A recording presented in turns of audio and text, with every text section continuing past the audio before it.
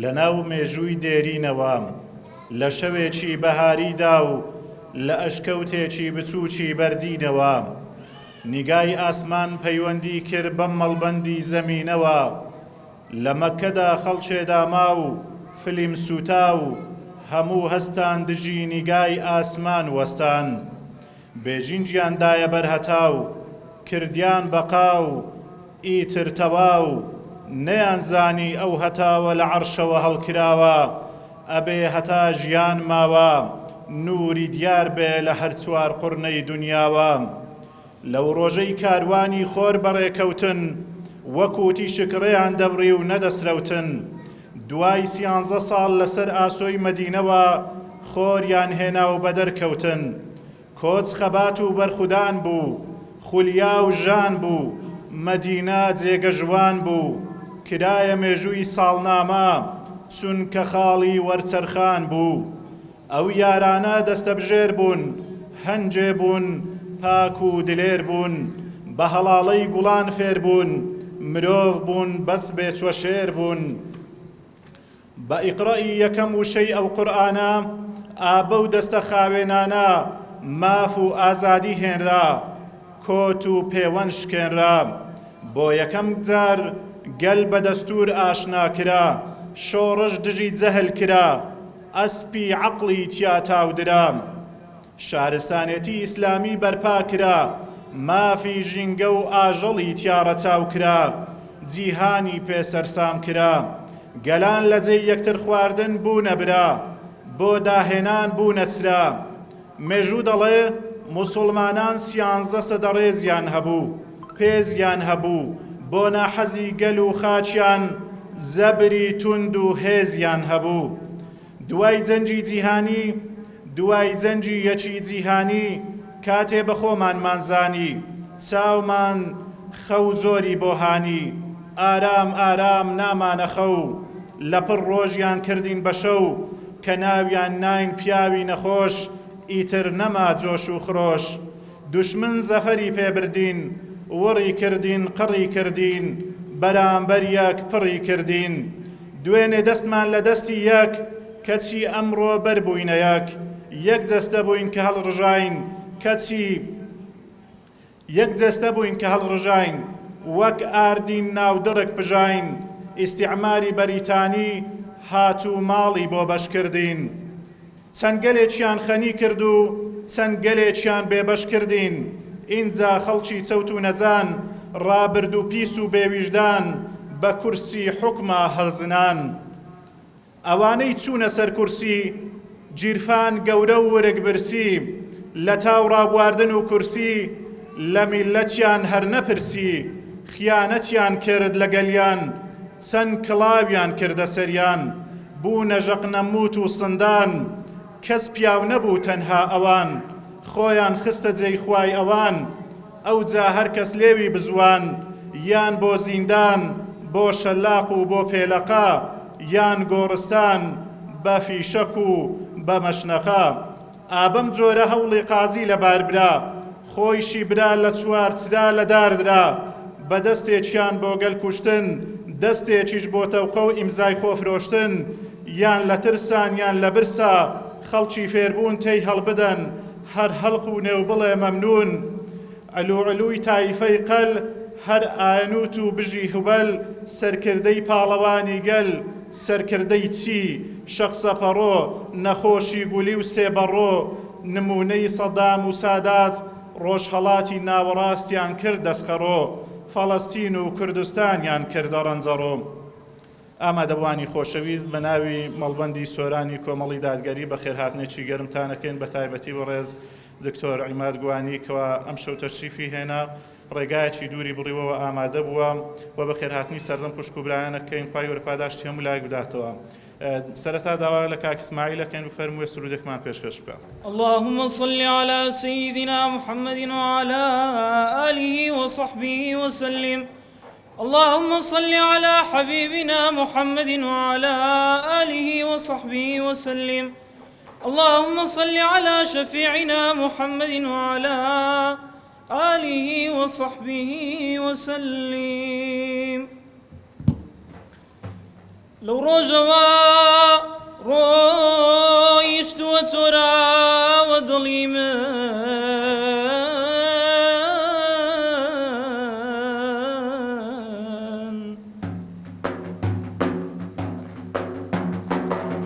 لەو ڕۆژەوە ڕۆیشتووە تۆراوە دڵی من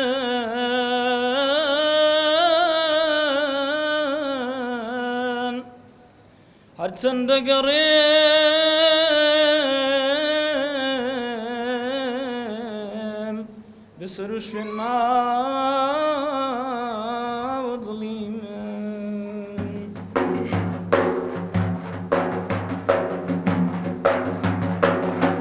ئاخۆ بە چ شاخێکەوە گیرساوە دڵی من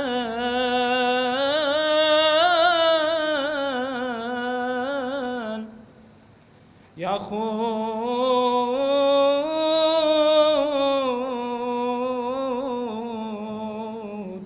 بە چ داخێکەوە سوتاوە دڵی من طلع البدر علينا من ثنيات الوداع وجب الشكر علينا ما دعا لله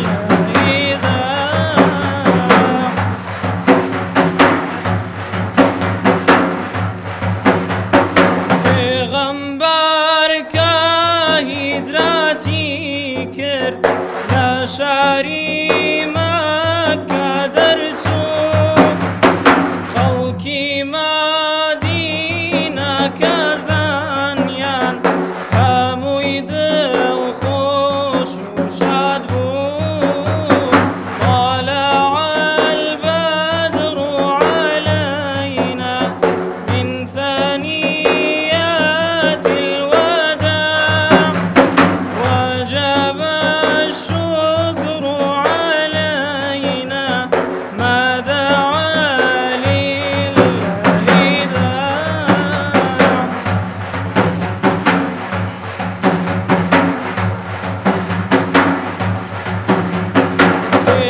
پێغەمبەرکە دوورکەوتەوە لە شاری مەکەی پیرۆز لە دوو چاوی ڕەش و جوانی فرمێسک لێی دەباری طلع البدر علينا من ثنيات الوداع وجب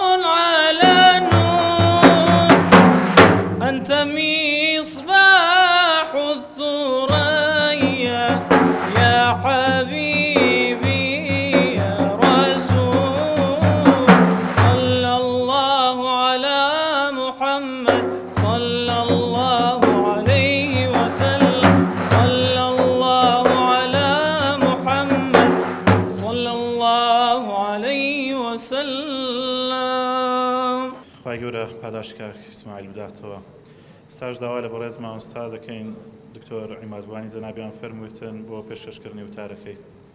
بسم الله الرحمن الرحيم الحمد لله رب العالمين والصلاة والسلام على سيد الأولين والآخرين محمد صلى الله عليه وسلم وعلى آله وصحبه وسلم تسليما كثيرا. ربنا اغفر لنا ولإخواننا الذين سبقونا بالإيمان ولا تجعل في قلوبنا غلا للذين آمنوا ربنا إنك رؤوف رحيم. عزيزان وخوشويستانم ئەتان دوێنم بە چەمکێک کە خوای پەروەردیگار عزیزان و خۆشەویستانی خۆی پێدوێنی پێتان ئەڵێم السلام علیکم ورحمة الله وبركاته. سوپاس بۆ برای بەڕێزم مامۆستا مسلم ڕایەتی خوای گەورە جەزای خێری بداتەوە کە حوسن زەنی پێبووین هەرچەندی هینام و بردم بە مەلایەتی و بە فەقیهاتی خۆی لەوە چەنگا دەرباز بکەم بەس دیار بوو الحاحی کرد. خوا جەزای خێری بداتەوە یا ڕەبی چووکە بە دڵنیاییەوە خەڵکانێکی دیکەی پسپۆر هەن لەو بوارەی کە توانن حەقی بابەتەکەی بە چاچی بدەن. بەڵام وەک قاعدەیەکی ئوسولی هەیە دەڵێن ما لا يدرك كله لا يترك جله. خۆی ئینسان ئەگەر بێت و ئاگاشی لە هەموو شتێکی نەبی دەکرێت لە شتێکی دەربارەی بابەتەکەی بدوێ. لەو هەندە دەقیقانێکە لە خزمەت جەنابتان ئابم دەربارەی کۆچی پێغەمبەری خوای صلی الله تعالی عليه وسلم دەمەوێ لە ڕوانگەیەکی دیکە باسی هیجرەتی پێغەمبەر بکەین عليه الصلاة والسلام. ئەمەوێ چیرۆکەکەی بجێڕینەوە چونکە هەرچەندە یعنی زۆر جار خەڵکانێک گلەی ئەوەمان لێ ئەکەن دەرێن مامۆستا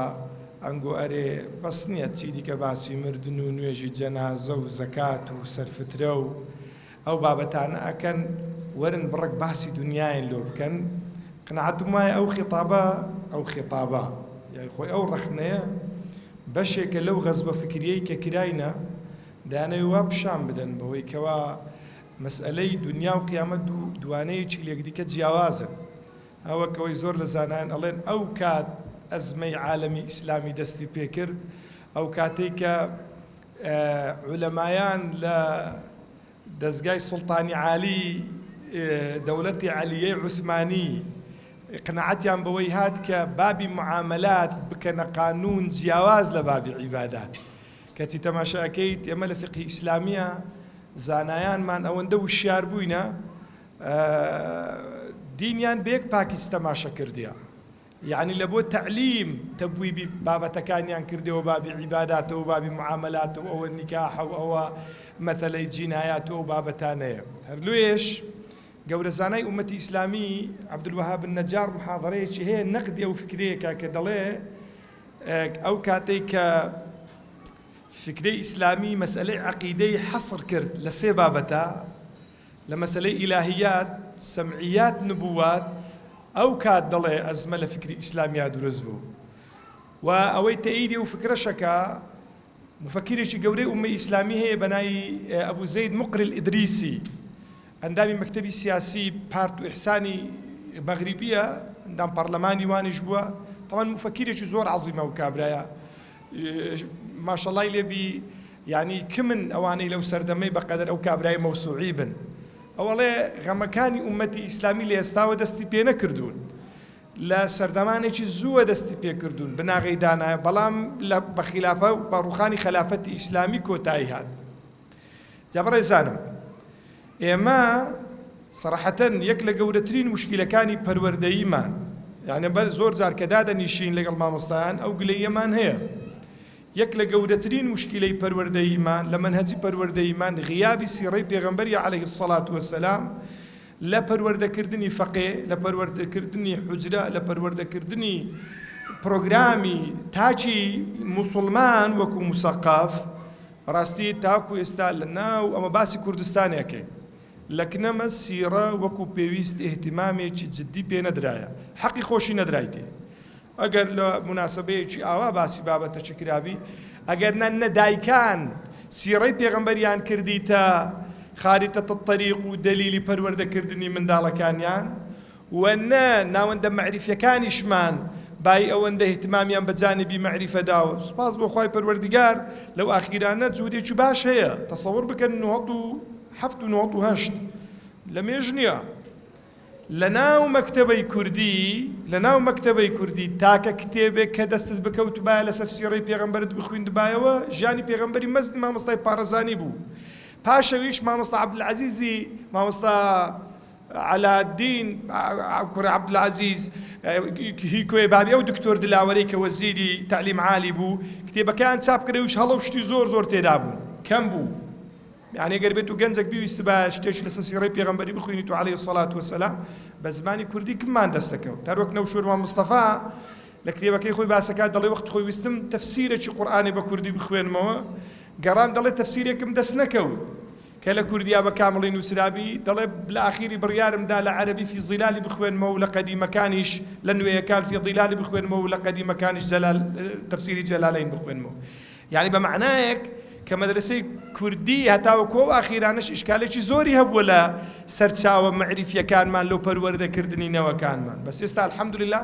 کۆمەڵە کتێبێکی باشەیە لە باشترینیشیان لە باشترینیان کە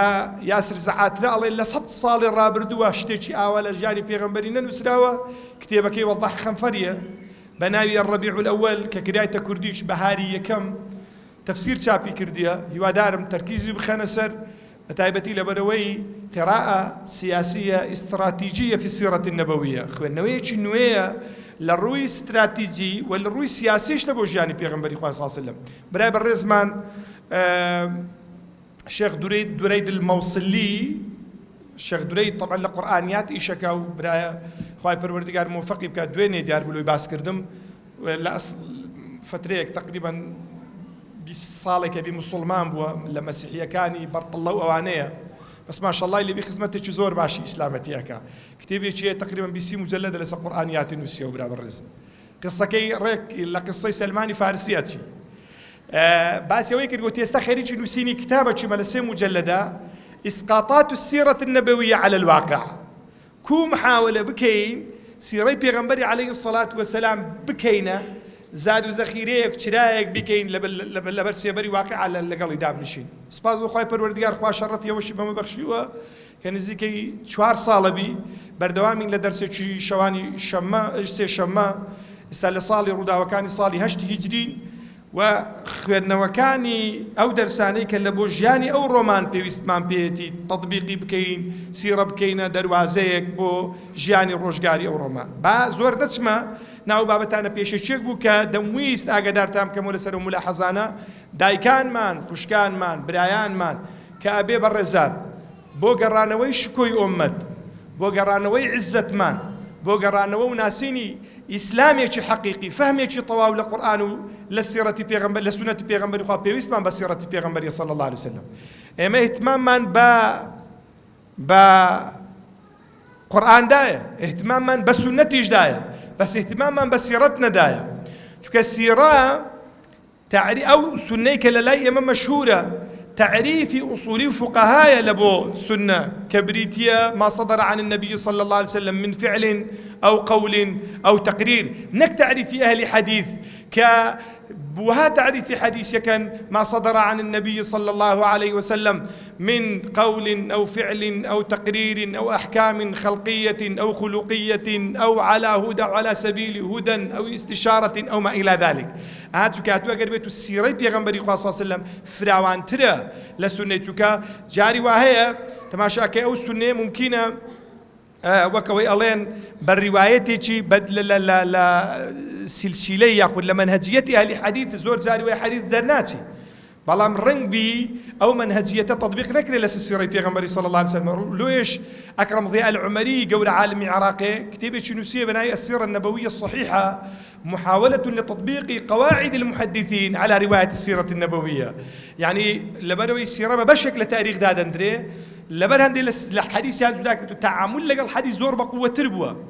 جاب الرسالة أجر قرأنا وسر سيرة بيغنبري صلى الله عليه وسلم أتواني بنزكترين نقطة لقرآن تبقي چونك بيغنبر عليه الصلاة والسلام قرآن تطبيقي عملي فعلي كردية لبو دقيق قرآن هردويش آخر لو آخرانا يعني دواي رخاني خلافتي إسلامي دو مشروعي قولة لسر أمتي إسلامي تطبيق كراينا يكمين يعني عهدي كي سنجر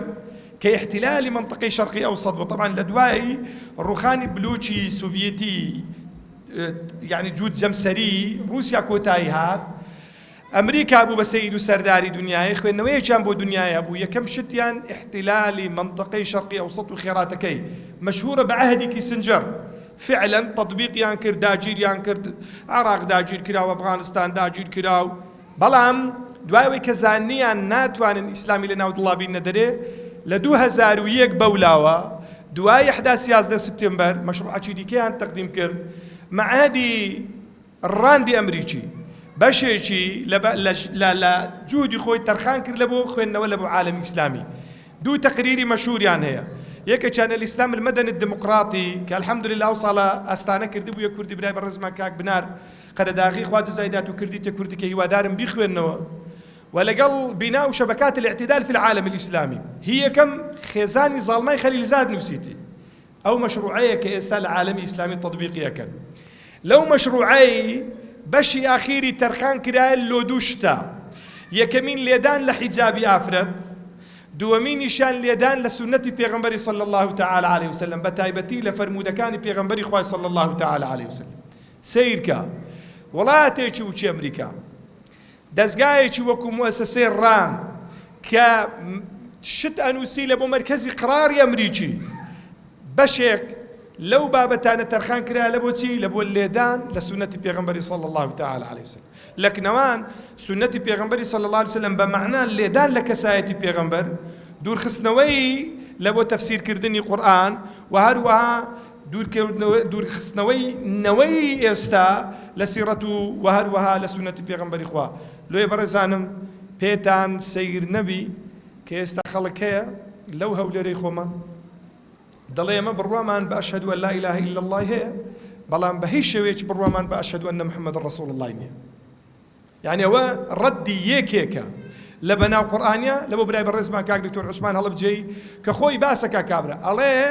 ئێمە بڕوامان بە لا ئیلاهە ئیلا الله هەیە، بەڵام بە هیچ شێوەیەکی بڕوامان بە محەممەد ڕەسوڵ الله نییە لەبەرەوەی لە قورئانی نەهاتیە داوامان لێ نەکرایە برین هەردووک شەهادە بە یەکەوە ڕەبەط بکەین. تەسەووڕ بکە لۆی بەڕێزانم تەمەعون کردن و تێڕامان و تێفکرین و حاڵی بوون لە سیرەتی پێغەمبەری خوای صلی الله تعالی عليه وسلم عەقڵیەتێکی دیکەمانەداتێ لۆ خاترەوەی لەگەڵ ئەحداسەکانە ئێمە هەڵ بکەین. یەک لە گەورەترین موشکیلەکانی عەقڵی ئیسلامی ئەوەیە عەقڵێکی جامدمان هەیە گلەییە لە خۆمانەکەی لەبەرەوەی بەردەوام تەماشەی بکە ئەبێت و بەردەوام لە نوێبوونەوە لە ئەبدەیت دابێت چونکە نەسەکانمان بە نەوعێک داڕژراون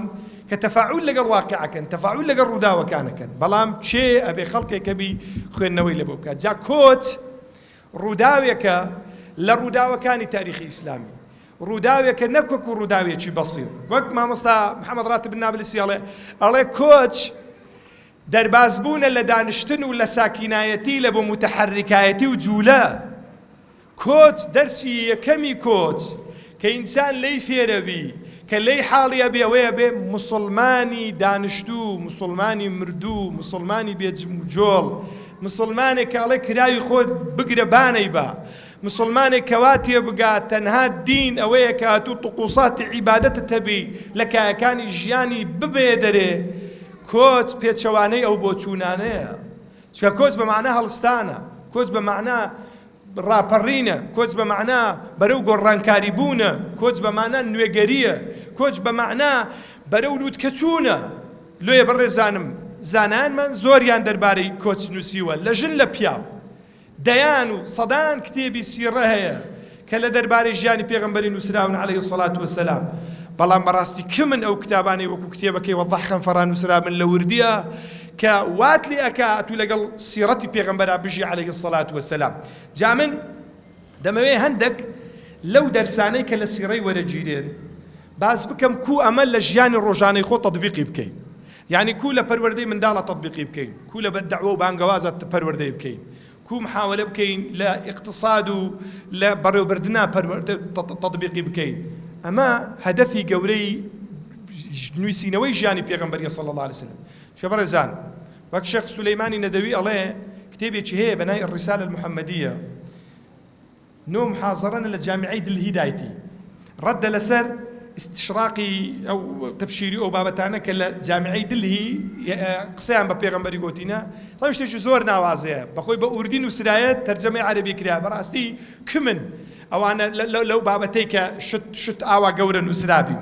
ئەو باسیەیە کە ئەڵێ پێغەمبەر عەلەیهی سەڵات وەسەلام لەگەڵ پێغەمبەرەکانی دیکە چی جیاوازە دەڵێ هیچ پێغەمبەرێک نییە ژیانی بە کامڵی دیاربی هەر پێغەمبەرێکی دینی ڕوویەکی ژیانی باس کرایە حتى حضرتي سيدنا موسى سيدنا عيسى لتوراة ولا إنجيلش تماشي بكر رويش جيانيان ديار بلام سيدنا رسول الله صلى الله عليه وسلم فرميتي لقد كان لكم في رسول الله أسوة حسنة أسوة دقا قدوي فرقي هي فرمي أبي أسوة همو روكاني جياني ديار بل لشوي جان بيوست بي برو لدرجي بدا أتواني بدستي بيني وكو بيغمبري باو لويه براي برزمان ما مستشيخ عبد الوهاب الطريطري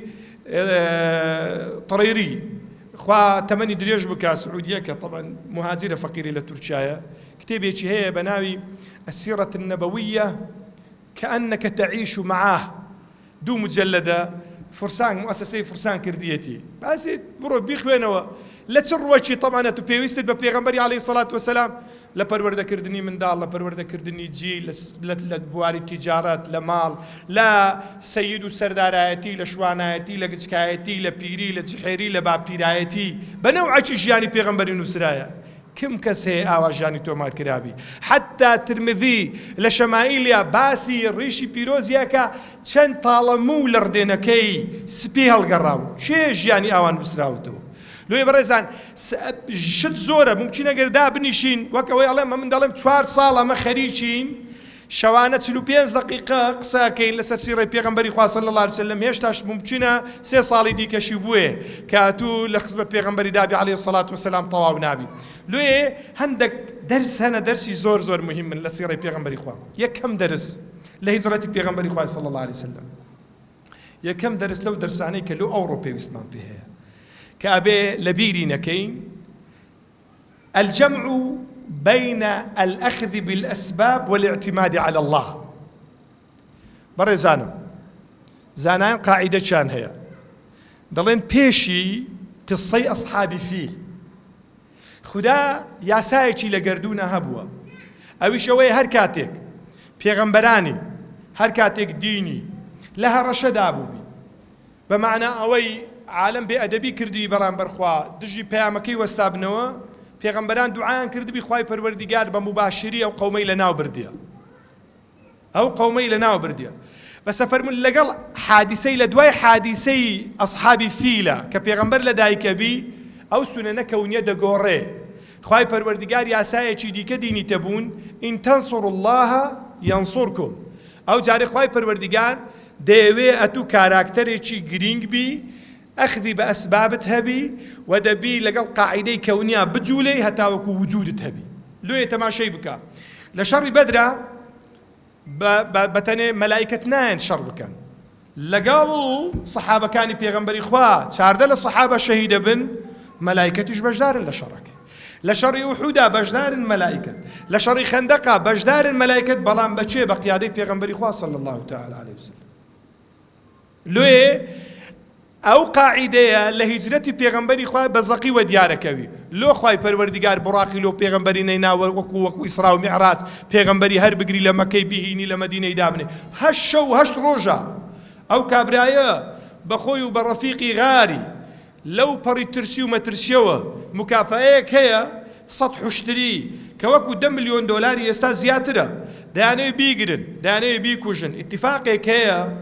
بنوعك كويستا لغزية تحالفك هي بكافر وبمسلمان ومشاركا لو خاطري ويوفي أي لنا وببن جماعتك لنا وهمو طائفة قريشية طبعا بخو قريش دوازده بربابن دوازده طائفة دوازده بطن جقل قريشية أحباش بوينا أحباش جماعتك بوينا غير قريشة بوينا يعني هاولاتي درجة دو بوينا تقريبا أوانا باشي زورينا بوينا لمكي أوانيش اتفاقيان هي لسرشي بتسن بيك وجنزة بنيرن بيغمبري بكوشن عليه الصلاة والسلام هتاوكو خوينكي بزرب بي تصور بك اتفاق هي خواي پروردگار جل جلاله شيء أفرمي وإذ يمكر بك الذين كفروا ليثبتوك أو يقتلوك أو يخرجوك سيب إلاني أنهبوينا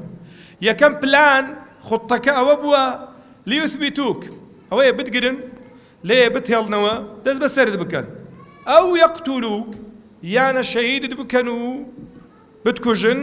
ئەو یوخریجوک یانەوە دەرێت بنێن بەڵام وەیەمکوڕونە وەیەمکوڕ الله والله خير الماكرين خواهی پەروەردیگار جل جلاله پێغەمبەری حەسمەکە بەوەی کەوا ئێمە موداخەلەمان هەیە بە هەر چەندی پیلانیان نەبی بەڵام تەکبیری خواهی پەروەردیگار لە پیلانەکانی ئەوان گەورەترە لێ تەماشا کە پێغەمبەری خوا صلی الله عليه وسلم هەرچی پێویستە لە بۆ ئەو سەفەرەی جێبەجێ کردێ یەکەم بەیعی عەقەبەی یەکەم و دووەمی کردیە دوو جارە هیجرەت کرایە لە بۆ حەبەشەی تەکبیر کرایە بزانن چ شوێنێکی حتا کە ئەفەرمیە من کە پێم گوترات و کۆچەکەی لۆ شوێنێکی کە لە بەینی دوو چیایە ئەوەشی لێ چی پێ دەرێن دارخورمای لێ دەرێ گومانی من وابوو کە یانە لە بۆ یەمامەیە یانە لە بۆ منطقەی ئیحسایە پێغەمبەری خوا صلی الله تعالی عليه وسلم کە منطقەی فەدەکەوانێ کەواتە پێغەمبەری خوا صلی الله تعالی عليه وسلم پێشتر ئامادە چی ئامادەیەکی یەکجار باشی کردیە حتا حەزرەتی ئەبوبەکر سیدیق کاتێک کە دەیەوێ هیجرەت بکا فەرمێت و هیجرەت مەکە تاوەکو ئیزن دەدرێت دەیەوێ بیکاتە ڕەفیق کەواتە ئەی موسڵمان لێرە پێتەڵێ ئەی موسڵمان ئەگەر لەو پێغەمبەری قانون تێک نەچن کە دەبی هەوڵ بدا دەبی کار بکە دەبی تێبگا دەبی پیلان دابنێ دەبی استراتیجیەت هەبی دەبی خوێندنەوەی لە بۆ ئەحداسابی دەبی حەزمی دوژمنی خۆ بزانی حەزمی دوژمنی چەندە مادام لو پێغەمبەری عليه الصلاة والسلام ئەوە نەچیتە سەرێ خوای پەروەردیگار مباشر مداخلە بکە لۆ من و توش ئەوە ناچتە سەرێ کەواتە ئەتوش کە کوڕی ئەو زەمانەی لەسەرت پێویستە هەوڵ بدەی تێبکەی تێبکۆشی ماندی ببی وارووا پیلانت هەبی پلانت هەبی خوتەت هەبی دەبی محاولە بکەی هەر ئیشێکی کە لە پێشت بوو ئیشی بەسیتیش بی دەبی ئەتوو خوێندنەوەیەکی دەقیق و عەمیق لۆ ویشی بکە ئەمە لەبەر چ نەمانتوانی جێی خۆمان لەناو ئومەتی ئیسلامیە پێقەیم بکەین لۆ ئیسلامیەکان ئێستا لە ئومەتی ئیسلامی کەمینە و غەریبن لەبەر چ ێ باشە کابرای نوێژاکە کابرای ڕۆژاگری کابرای سوزدە لۆ خوای پەروەردیگارە با جەل جەلالوه لۆ نایێ موسڵمانێکی حەڕەچی نییە لۆ موسڵمانێک نییە غەمی دەعوەی نییە غەمی هیدایەتی عالەمی نییە لەبەر چی لەبەر بەڕاستی لە قانونی کەونیە تێنەگەیشتو فەرقمان لە مابەینی سنەتی ئەڵڵاهی سنەتی ڕەبانی لە کەوناس لەگە سنەتی بەشەریان نەکردیە برایانم قانونێک هەیە تەحەکوم دە هەموو دنیای ئەکا ئەویش ئەوەیە ئەگەر ئیش نەکەی نان ناخۆی مندارێکی یەزیدی مندارێکی مەسیحی دەگەر مندارە موسڵمانەکی لە مەکتەبێ بن ئەوەی ئەخوینی ئەو سەرەکەوی قانونە وەڵام شەو نوێژاکەم وەڵام سوزدەیە بەم وەڵام زکریەکەم ناشخوینم دەبی ناچی حیزبم شتواتە لە گۆڕێ نییە ئەوە دەرسی یەکەمی هیجرەتی پێغەمبەری خوایە صلی الله عليه وسلم ناکرێت و هەموو شتەکان دەیدەی بە تەمای خوای گەورە ڕاستە بە تەمای خوای پەروەردیگار بەڵام خوا داوات لێەکە ئەبێ خۆت ئامادە بکەیت وقل اعملوا فسيرى الله عملكم ورسوله خوای پەروەردیگارە فەرمی ئین تەنصوروا الله ينصركم ئەگەر ئێوە یارمەتی خوددا بدەن جل جلاله یارمەتی دینی خوا بدەن کار ادعوا الى سبيل ربك بلغ بپیغمبر فرمی صلی الله علیه وسلم راگین یا ایها المزمل یا ایها المدثر قم فانذر بپیغمبر فرمی علیه الصلاة والسلام خیر خلق الله کواتا نابێ مسلمانێکی ساکین بێ نابێ مسلمان والله گۆرانی بێژێکی ئەو وڵاتەی ژنە لە تەلەڤیزۆنیان چاو پێکەوتن دەگە کرد لێیان پرسی گوتیان بە تەمانی واز لە گۆرانیا بینی وتی نا هەتا هەزاری وچی خۆ دروست نەکەم هەزار دوێنێ بەسێ هۆزات تەمەنە ئەو ئافرەتەی کەوە لە پارتی کرێکارانە قیادەی سووتاندنی چەکەکانی کرد لە کەناڵ هەشتا چاو پێکەوتنێکی لەگەڵ کرابوو دوێنێ ئەزانی چی دەڵێ ئەڵێ ئەمەمان قبوڵ نییە گەریلاکانمان بچنەوە لە ماڵێ دابنیشن هەر یەکێک لە جێ خۆ دابنیش و بیستەکە دایک و باوچێ خۆ خەریکی ژیانی خۆی بی شتوا لە گۆڕەنە دەبی قانونەک دەربچی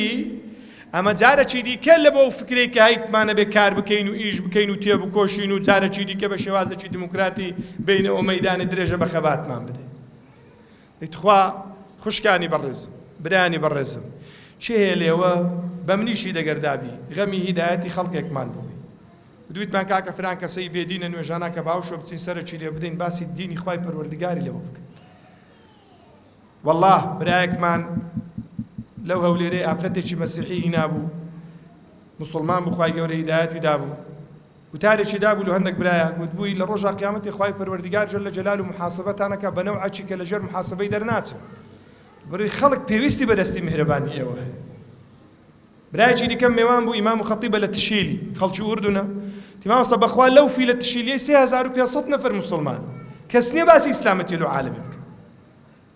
دەیەوە هەموو وەسیلەمان لەبەردەستداینە برایان، ئەو هەموو وەسیلەی پەروەردەییمان لەبەردەستداینە، لۆی ئەخذ بە ئەسباب ئەبێ محاولە بکەینە تاوەکو دەبینە بەشەک،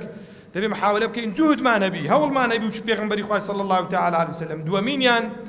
لە ژیانە وەکو پێغەمبەری خوا صلی الله علیه وسلم تەماشاکەی پێغەمبەرە، خۆ خوای پەروەردیگار لەگەڵیدایە،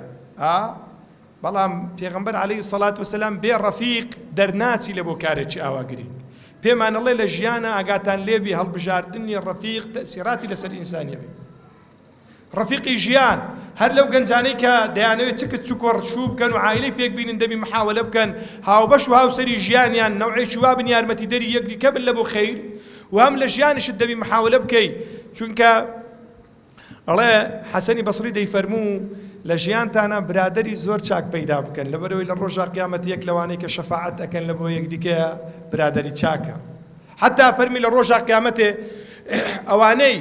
کە دەچنە جەهەنەمێ تەماشاکەن براکەیان لە برادەرەکەیان لە جەهەنەمێ ئەچنە بەهەشتێ، داوا لە خوای پەروەردیگارەکەن خوایە فەرحەتمان تەواو نابێگەوە نێتە دەرێ. لۆیە بەڕێزانم پێغەمبەری خوا صلی الله علیه وسلم یەک لە باشترین سەحابەکانی ئەکاتە هاوڕێی. خوای پەروەردیگار لە قورئانە مەدحیانەکە إلا تنصروه فقد نصره الله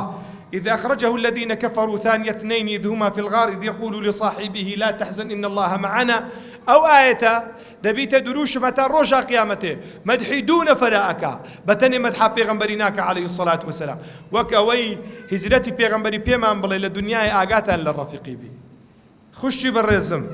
أقدار بأفراد أقر بيتو أخرابو بەخوای تەسیرت لێ کاگەر بێت و ئافرەتە ئیمان داریش بی لە بن پەڕی هەوریش بی نابی پێی باوەڕ بکەی، بێ محاولە بکەی ئەتوو بە نەوعەکی خۆت ئامادە بکەی تەسیرت بەسەرەویدا هەبی. لێ بەڕاستی هەڵبژاردننی ڕەفیق لە ژیانە لەو دەرسانەی کە لە هیجرەت وەریەگرین ئەبێ ئەوڕۆ تەرکیزی بخەینە سەرت، چونکە وەڵڵاهی ئەمن لە ژیانی مەلایەتیە زۆربەی و گەنجانەی کە دەمانهێنەکنێ، یعنی کە ئەگەر بێت و کابرا بەرەو چاک چوو بیانە بەرەو خراپ چوو بی تەماشەمان کردیە ڕەفیق تەئسیراتێکی مباشری بەسەر ئینسانیدا هەبوو. وڵای گەنجمان هەبووە فەقیری گوتیتی مامۆستا یەک لە دوعاکانمەوە بکە دوعام لە برادەری خۆ کردە خوای پەروەردیگار لەسەر هیدایەت بەردەوامی بکە. لێ بەڕاستی ئەبێ محاولە بکەین هەڵس و کەوتمان و هەروەها ژیانمان لەگەڵ ئینسانی چاک و ئینسانی باش ببینە سەرێ. سێم دەرس لا مكان لليأس في الإسلام. پیغمبر خوا صلى الله عليه وسلم لهجرتا فيرمانكا بوي اگر بيتو لو پر حالتي ضعيفي شابين نابي به واببي وەک مەدهۆشی شاعیر شعرێکی جوانی هەیە دەڵێ ئەوەندەی دەردی دەورانم دیوە ئەوەندەش خۆشیم بۆ خۆم دزیوە گەردوون زۆر دەوری بەسەرما داوە هەرگیز بێزاریم پیشان نەداوە ئەم ژیانەی خۆم بەژین زانیوە شیرینیم لە ناو تاڵی مژیوە. ئەبێ لە سیرەتی پێغەمبەری خوا صلی الله علیه وسلم فێری هیوا ببین تەماشاکەی پێغەمبەری خوا لەوێ دەرەچی لە شاری خۆی وەدەرەندرێ حتى حەزرەتی ئەبوبەکر سیدیق فەرمی قەسەم بەخوا بە پێغەمبەرمە فەرمووی یا رەسوول الله خوا شاهید ئەگەر بێت یەکێکیان سەری خۆی نەوی بکات دەمان بینن ئیتر کۆتایی دێ ئەفەرمی ما ظنك باثنين الله ثالثهما چی اعتمادێکە لەسەر خوا جل جلاله. بەڵام پێغەمبەری خوا صلی الله علیه وسلم لەو ڕێگایەیە خەریکی دەعوەکردن و بانگەوازکردنە بڕۆ چیرۆکی دایکی مەعبەدی بخوێننەوە بزان چی پێڵێ چەند جوانی فەرموو مامۆستای شاعیر مامۆستا عاجز سید عاجز کە فەرمێ و مەڕەی دایکی مەعبەدی کە پێشان شیریان لێ نەدی هەردەستی دایێ ئەحمەدی بوو بە ڕووباری جاری من بڕۆن تەماشە بکەن چ وەسفەشی پێغەمبەریەکەن حتا ئەوانەی کە لە سیرەی پێغەمبەریان نووسی عەلەیهی السەڵات وەسەلام قسەی ئەو پیرەژنە ئەعرابیەیان کردیتە وەصف لە بۆ پێغەمبەری خوای صلی الله علیه وسلم ئەوەندە بە جوانی باسەکە ئەوەندە بە عەزیمی باسەکە تەماشاکەی وەڵڵاهی هیچ دایکێک ناتوانێ ئەوە وەصفی کۆرپەکەی خۆی بکە ئەوەندە وەصفی جوانی خۆشەویستەکەی خۆی بکە ئەوەندە عەجیبە وەصفەکانی باس ناکرێن. بزانە پێغەمبەری خوا صلی الله علیه وسلم بێهیوا نابی خەریکی دەعوەیە پێغەمبەری خوا صلی الله تعالی علیه وسلم بڕۆن تەماشای قسەی سوراقە بکەن پێغەمبەری خوا صلی الله علیه وسلم مەطرودە و دەرێنرا لە شارەکەی خۆی بە سوراقەیە دەڵێ هیوادارم بەوەی کەوا ڕۆژێک دابێت تاج و بازنە و هەروەها کڵاوەکەی کیسرات لەسەری بنێت چی هیوایەکە لۆی عەزیزانم ئێمە لە سەردەمێکین ئەگەر لە سەردەمی غەریبی شابین چکە جاران لەناو کۆمەڵگایکە پیاوێکی خراپ بووە دەیانگۆ فران کەسە نوێژ نەکەرە بەڵام مەلعانە عەکس بووی تۆ دەرێن کوڕێ فران کەسێکیتە نوێژە سبەینە فران کەسە ڕیشەیە سیواچی بەکاردینی ها عەکس بووی تۆ بابەتەکە دوێنە و پێرێ گوناهکردن عیب بوو ئەوڕۆ عیبادەتکردن غەریبیە فران چیژێ فران کەسی نیقابە تەماشای چەند غەریبی و غوربەتە بەڵام نابی دەستەوەستان بوەستی لۆ لەبەرەوەی تو پەیامی حەقت لەگەڵە کەمی و زۆری شەرعیەت ناداتە تو بوونی حەق شەرعیەتە داتە تو ئەوەی کاتوو لەسەر ڕێبازی پێغەمبەرانی عەلەیهیمو الصەلاة وەسەلام لۆیە خوا جەلە جەلالو کە باسی ئەکتەریەتێکا لە قورئانێ بە زۆری بەزەم هاتێ باسی ئەکتەریەت لۆ لەبەرەوەی بەعەغلب وابوو عەقلیەتی زۆری نەعەقلیەتێکی مێگەلیە قیادەیەک هەیە دەیبا بەرەو ئەو شوێنەی کەوا حەزی لێیەتی لۆیە بەڕێزانم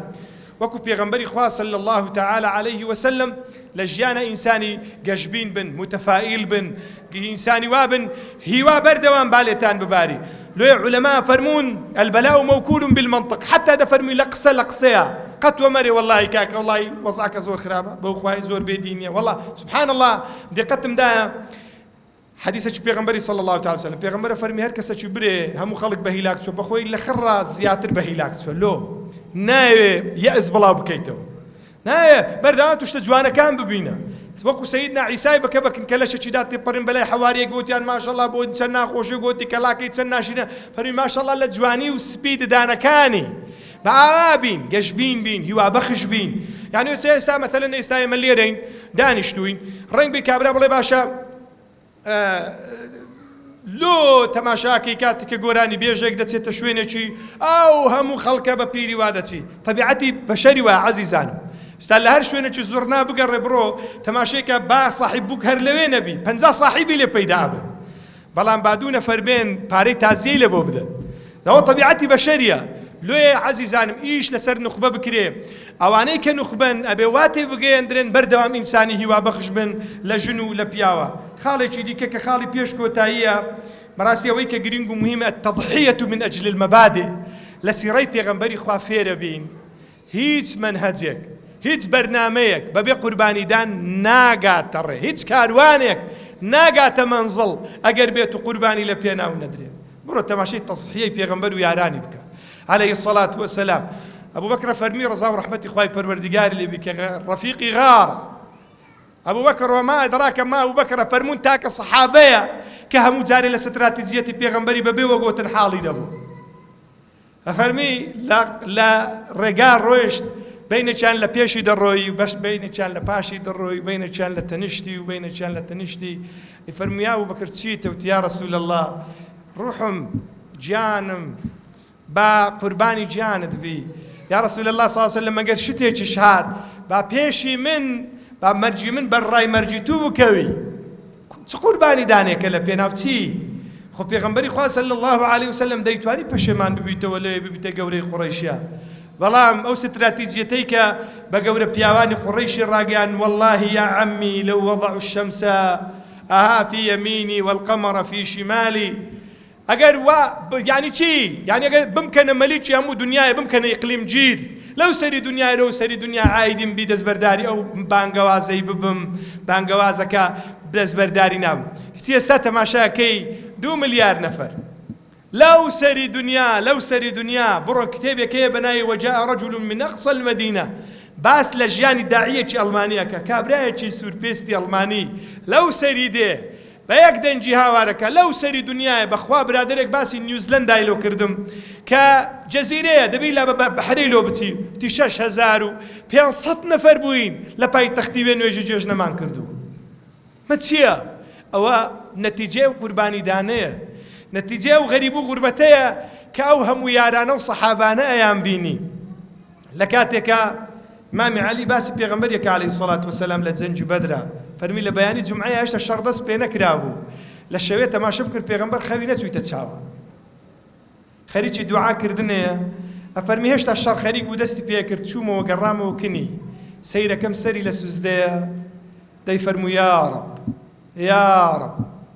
ڕەب فەرمی بەخوا چووم بەسەر هەموو جێشی داگەڕام دیسان هاتم تەماشاکەم هەر سەری لە سوزدەیە ئەپاڕێتەوە لە خوای پەروەردیگار جەلە جەلالوهو یا ڕەب یا ڕەب یا ڕەب فەرمێ جارێکی دیکە چووم جەولەیەکی دیکەم لێدا هاتمە و جارە فەرمی سەری هەڵبڕی فەرمووی یا عەلی موژدەت لێبی خوای پەروەردیگار موژدەی سەرکەوتنی ناردووە لەوە هەموو غەریبی و غوربەتەیە سەیرکە 13 جار محاولەی اغتیالی کرایە 13 جار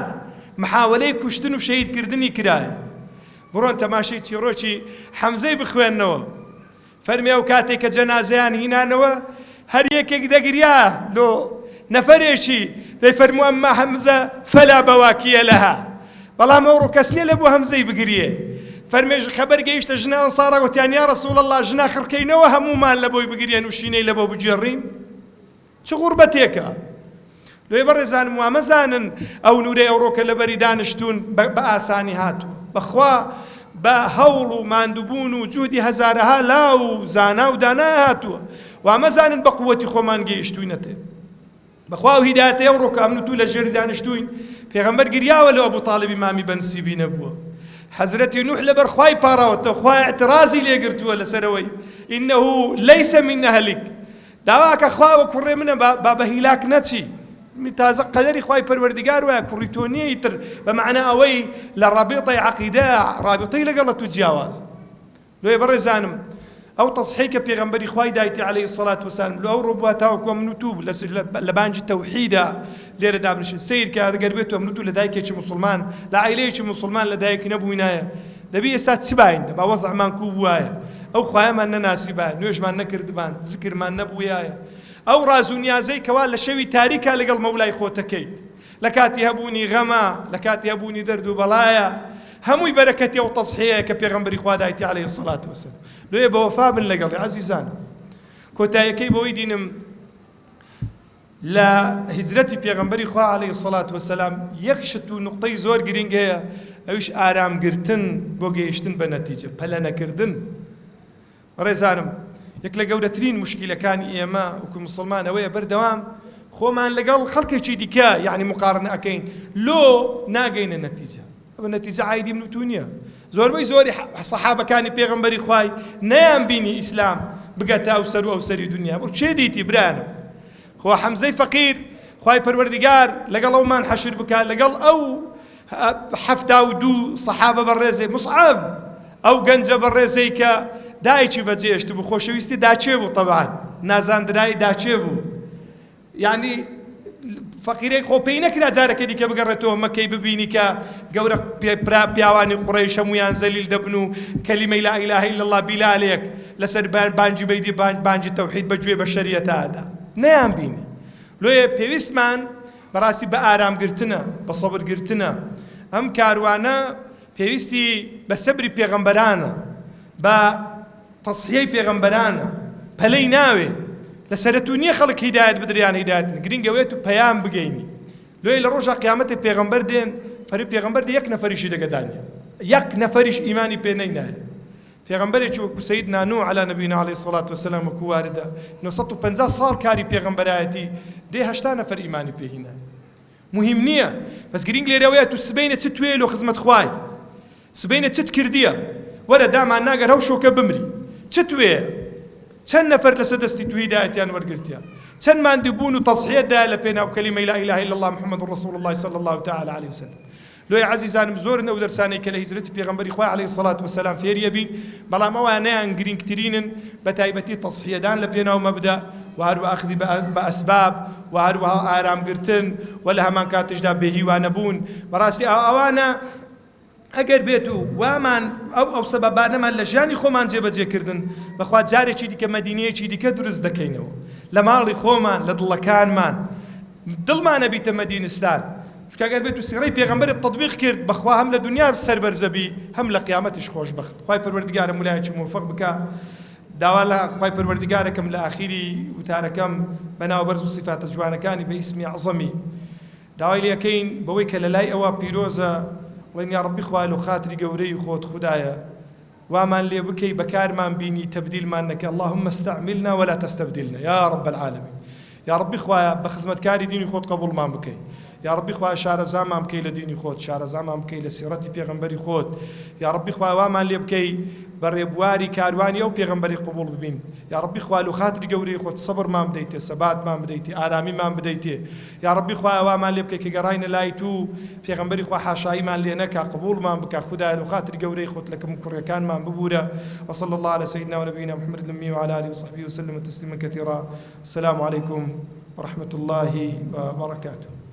يا رسول الله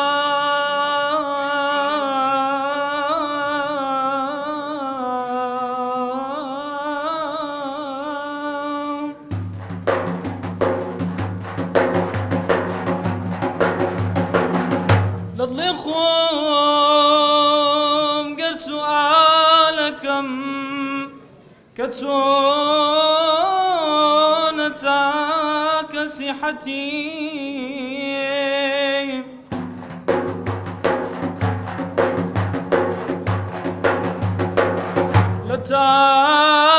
لتام يشخيتو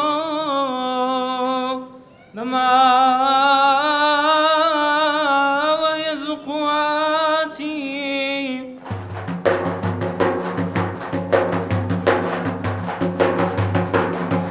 رفقا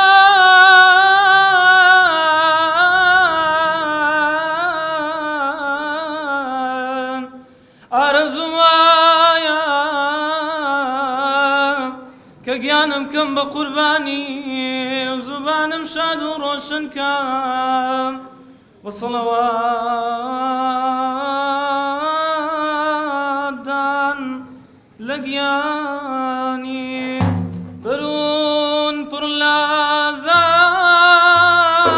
زامكم قرانا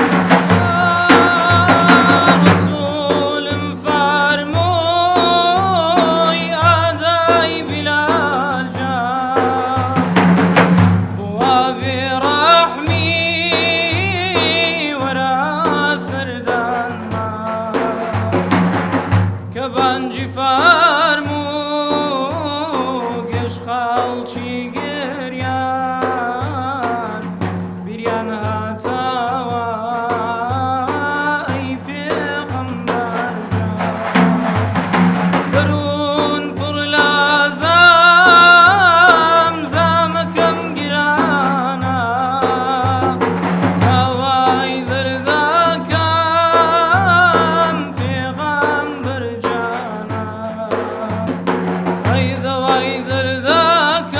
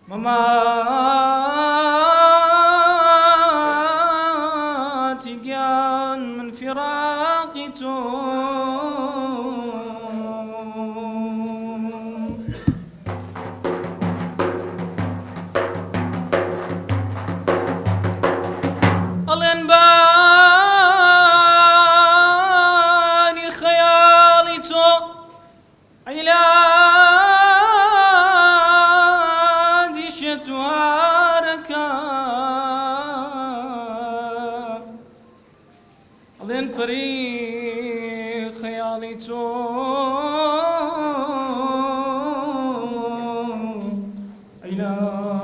عیلاجی شێتوهارەکە صلوات دەبنێرن هەر سات لە بال و ئەسحاب لە جەماڵی نەبی صلوات دەبنێرن هەر سات لە بال و ئەسحاب لە جەماڵی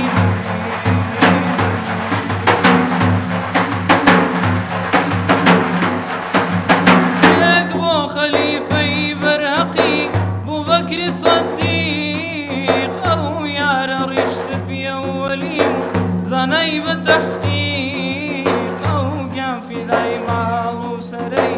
سەرداری تەصدیق ئەو ڕێی تەریق و غەمخۆر و هەمڕازی سەدیق ئەی یار تۆ ڕەفیقی نێوغار کە سپەر بووی بۆ ژار لەبەر عشقی نەبی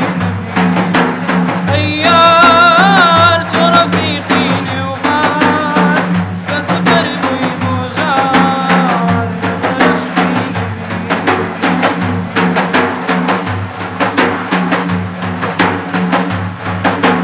ئەی عومەری فاروقی نەبی تۆ فاروقی حەق و بەتاڵی شێری بێندێشە و شکەلەندە و هەر بت و کوفر و غەلالی لایەقی ڕوتبەی بەعدی نەبی بووی بەرزی نەبی پڕکەماڵی ئەی بە فیدای سام و بە فیدای عەزەوت عومەری بێمیثالی ئەی شاه کە تو خوێنت ڕژا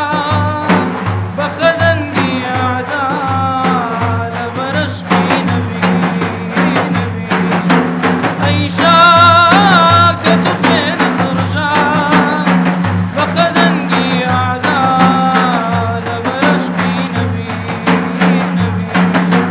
صلوات دەبنێرن هەر سات لە بال و ئەسحاب لە جەماڵی نەبی صلوات دەبنێرن هەر سات لە بال و ئەسحاب لە جەماڵی نەبی اللهم صل على سيدنا محمد وعلى آله وصحبه وسلم اللهم صل على حبيبنا محمد وعلى آله وصحبه وسلم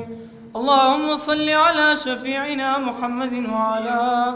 آله وصحبه وسلم